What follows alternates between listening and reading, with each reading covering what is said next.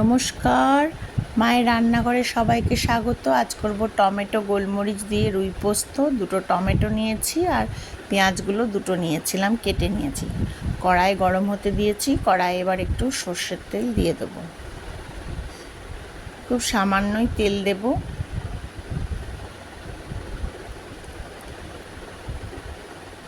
এবার তেলটা দেখুন গরম হয়ে গেছে। এবার আমি পেঁয়াজগুলো দিয়ে দেবো।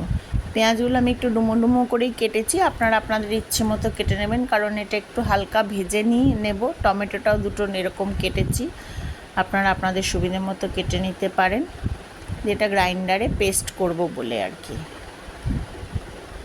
রান্নাটা আপনারা ছুটির দিনে করতে পারেন, এমনিও করে খেতে পারেন, ভাতের সাথে, বাসন্তী পোলাওয়ের সাথে, ফ্রাইড রাইসের সাথে ভীষণ ভালো লাগবে খেতে। একবার করে দেখবেন। আর রান্নাটা ভালো লাগলে অবশ্যই একটা লাইক করবেন, একটু সাবস্ক্রাইব করবেন, একটু কমেন্ট করে জানাবেন কে কোথা থেকে দেখছেন, তাহলে আমারও ভালো লাগবে। একটু শেয়ার করবেন,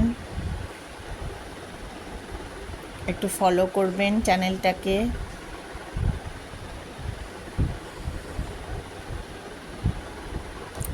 এই যে এবার আমি 4 পিস রুই মাছ নিয়েছি, মাছটা ভেজে নিয়েছি। ভাজার পরে এই যে দুটো কাঁচা লঙ্কা দিয়েছি, একটু গোলমরিচ, একটু সামরিচ দিয়েছি, আর টমেটো আর পেঁয়াজ যেটা ভেজে নিলাম সেটা গ্রাইন্ডারে দিয়েছি। এবার তেলটা গরম হতে দিয়েছি। এবার খুব অল্প একটু তেল নিয়েছি।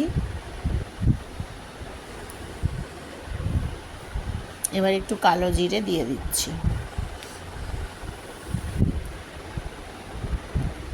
কালো জিরেটা একটু গরম হয়ে গেলে এরপরে এই মশলাটা যেটা বাটলাম সেটা এর মধ্যে দিয়ে দেবো।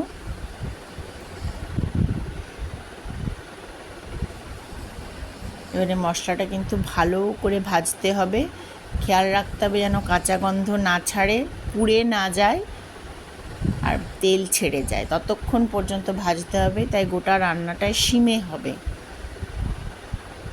এবার স্বাদ মতো নুন দিয়ে দেব।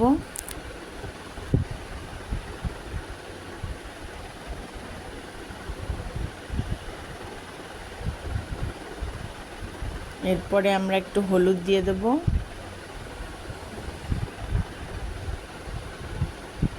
এবার ভালো করে নাড়াচাড়া করে নেব। এবার মশলার বাটির জলটা দিয়ে আস্তে আস্তে সিমে ভালো করে নাড়াচাড়া করতে থাকবো, মশলাটা যেন ভাজা হয়।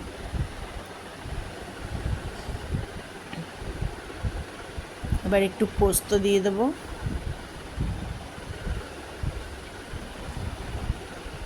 আবার একটু পোস্ত দিয়ে দিচ্ছি, 1.5 চামচ মতো পোস্ত দিয়েছি।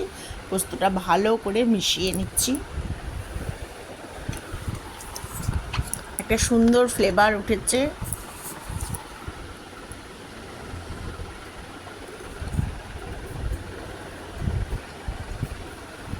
যতক্ষণ না তেল ছাড়ছে ততক্ষণ নেড়ে নেড়ে ভাজতে হবে, সিমে হবে গোটা রান্নাটায়।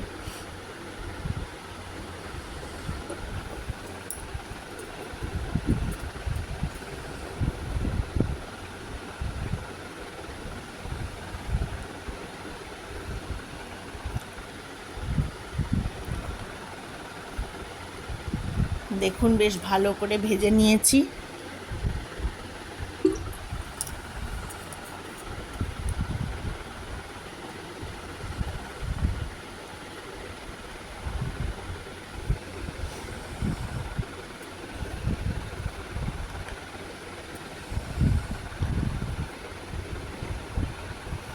এবারে আন্দাজ মতো জল একটু দিয়ে দেবো। রান্নাটা কিন্তু খুব একটা কঠিন রান্না নয়, সবাই করে দেখতে পারেন, ভীষণ ভালো লাগবে। মশলাটা এবার ভালো করে জলের সাথে মিশিয়ে নেব। এবার একটু ফুটতে দিয়ে দেবো। এই যে ঝোলটা একটু ফুটে ফুটে এসছে, এবার আমি মাছগুলোকে ছেড়ে দেবো।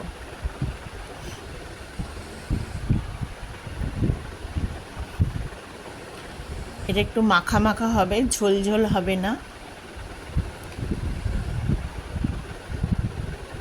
ভালো লাগলে একটু সাবস্ক্রাইব করবেন, একটু কমেন্ট করবেন। এই যে মাছটা পুরো হয়ে গেছে, এরকম মাখা মাখা হয়ে যাবে। আমি গার্নিশিংয়ের ধনেপাতা দিয়েছি। ধন্যবাদ সবাই।